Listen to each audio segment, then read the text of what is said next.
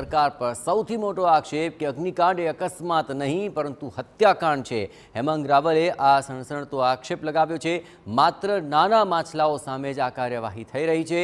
તપાસમાં મોટા માથાઓ તો બાકાત હોવાનો તેમણે આરોપ લગાવ્યો।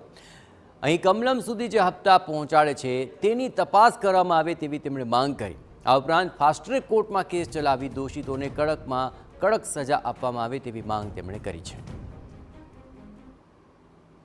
આજે જ્યારે આ અકસ્માત થયેલો છે, આ હકીકતમાં અકસ્માત નથી પરંતુ એક હત્યાકાંડ છે। ગુજરાત પ્રદેશ કોંગ્રેસ સમિતિના અમારા પ્રમુખ આદરણીય શ્રી શક્તિસિંહજી ગોહિલ અને વિરોધ પક્ષના નેતા અમિતભાઈ ચાવડા સહિત જ્યારે રાજકોટની મુલાકાતે ગયા હતા ત્યારે એમણે સ્પષ્ટ માગણી કરી હતી કે આની અંદર સંડોવાયેલા તમામ ઉપર FIR કરવી જોઈએ, એમને સસ્પેન્ડ કરવા જોઈએ અને ગાંધીનગર અને કમલમ સુધી જે હપ્તા પહોંચાડે છે એની તપાસ કરવી જોઈએ। પરંતુ હજી આ તપાસ જે છે એ તપાસની અંદર મોટા માથાઓને બાકાત રાખવામાં આવ્યા છે। કલમ 304 અ મુજબ ગુનાહિત બેદરકારીનો આની અંદર દાખલો બેસાડાય એવા પ્રકારે કામ કરવું જોઈએ, પરંતુ એ કામ થઈ રહ્યું નથી। આરોપી ધવલ ઠક્કરને લઈને પણ કોંગ્રેસ પ્રવક્તા હેમાંગ રાવલનો મોટો ખુલાસો। આરોપી ધવલ ઠક્કર થોડા વર્ષો પહેલા પંચરની દુકાન ચલાવતો હોવાનો તેમણે દાવો કર્યો। ધવલ ઠક્કરને મુખ્ય આરોપી બનાવાયો છે। ધવલ ઠક્કર પાસે પોતાનું ઘર નથી તો ગેમ ઝોનનો માલિક તો કઈ રીતે હોઈ શકે?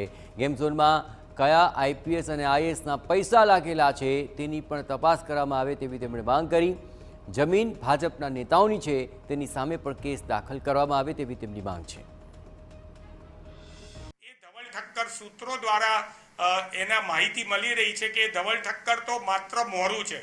અમદાવાદની અંદર ટાયર પંચરની દુકાન ધરાવનાર વ્યક્તિ અને રાજકોટની અંદર વિવિધ સ્પાની અંદર કામ કરનાર વ્યક્તિ અને TRP મોલની અંદર જેને 14,000 રૂપિયાથી 15,000 રૂપિયા સુધીનો માત્ર જેનો પગાર હતો એ કઈ રીતે આ TRP ગેમ ઝોનની અંદર માલિક થઈ ગયો? ત્યાંથી સૂત્રો દ્વારા એવી પણ માહિતી મળી છે કે તેણે એવું કહેવામાં આવ્યું હતું કે તને એક નાની દુકાન આપવામાં આવશે, એના માટે તું આ કોન્ટ્રાક્ટ ઉપર સહી કર।